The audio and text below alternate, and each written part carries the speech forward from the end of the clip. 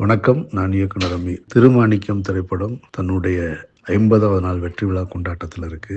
அந்த திரைப்படத்திற்கும் அந்த திரைப்படத்தை உருவாக்கிய நந்தா பெரியசாமிக்கும், திரைப்படத்தில் நடித்த நடிகர்களுக்கும், தொழில்நுட்ப கலைஞர்களுக்கும் அனைவருக்கும் என்னுடைய வாழ்த்துக்கள், பாராட்டுக்கள். ஒரு நல்ல திரைப்படம் மக்களை சென்றடைவதற்கு யாருமே தடையாக இருக்க முடியாது அப்படின்ற அந்த மாபெரும் தத்துவத்தை மீண்டும் நிரூபித்திருக்கிற படம் தான் திருமாணிக்கம். திருமாணிக்கம் திரையரங்கிற்கு வந்த போதும் சரி, பத்திரிகையாளர்கள் பார்வையில் பட்ட போதும் சரி, அதற்கு பின்னால் OTT தளத்திற்கு வந்த போதும் சரி, எங்குமே குறைவில்லாமல் எல்லோருடைய பாராட்டுதலையும் அன்புகளையும் பெற்றிருக்கு. மாபெரும் வரவேற்பையும் பெற்றிருக்கிறது அப்படின்றதுல மறுக்க முடியாத உண்மை. ஒரு ரசிகனுக்கும் நல்ல திரைப்படத்திற்கும் இடையில் யாருமே தடையாக இருக்க முடியாது. அதுதான் காலம் காலமாக நான் பார்த்து வருகிற உண்மை. ஒரு நல்ல திரைப்படம் பல தடைகளை தாண்டி ரசிகனை சென்றடையும். இந்த திரைப்படமும் தடைகளே இல்லாமல் எல்லோரையும் சென்றடைந்திருக்கிறது அப்படின்றது தான் நம்ம பெருமைப்பட்டுக்கக்கூடிய விஷயமாக இருக்கு.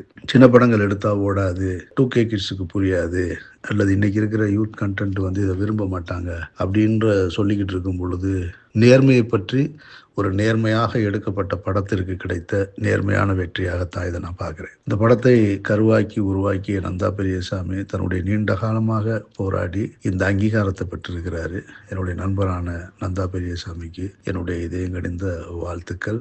நந்தா பெரியசாமியினுடைய இந்த திருமாணிக்கத்தினுடைய வெற்றி என்பது அது அவரையும் அந்த திரைப்படத்தை தயாரித்தவர்களுக்கும் அந்த குழுவுக்கு மட்டும் சேராது. இது மாதிரியான படங்களை எடுக்க முடியும், எடுக்கணும்னு காத்துக்கிட்டு இருக்கிற இன்னும் பல்வேறு படைப்பாளிகளுக்கும் சேர்ந்து தான் போய் சேரும். ஏன்னா இன்னைக்கு இருக்கிற காலகட்டத்தில் வியாபார நோக்கத்தில் இந்த படம் எடுத்தா போய் சேருமா, இல்லை இது OTTல வாங்குவாங்களா, இது டிஜிட்டல் பிளாட்ஃபார்மில் நிற்குமா நிற்காதான்ற சந்தேகங்களுக்கு எல்லாத்துக்குமே இன்றைய இந்த 2025 திருமாணிக்கம் ஒரு மிகப்பெரிய விடையை சொல்லியிருக்கு. பல பேருக்கு அது ஒரு உந்து சக்தியாக அமைஞ்சிருக்கிறது. அப்படிப்பட்ட ஒரு படைப்பை கொண்டாடிய ரசிகர்களுக்கும் பத்திரிகையாளர்களுக்கும் உருவாக்கிய நந்தா பெரியசாமி உள்ளிட்ட குழுவினருக்கும் அந்த திருமாணிக்கம் என்கின்ற பெயருக்கு பொருத்தமாக கொஞ்சம் கூட கறந்த பால் போல ஒரு சிறு துளி அழுக்கில்லாமல் நடித்திருக்கிற என்னுடைய தம்பி சமுத்திரகனிக்கும் என்னுடைய நெஞ்சார்ந்த வாழ்த்துக்களும் பாராட்டுகளும். திருமாணிக்கம் இன்னும் OTT தளத்தில் பல கோடி வீடுகளை சென்றடையும் என்பது என்னுடைய அசைக்க முடியாத நம்பிக்கை.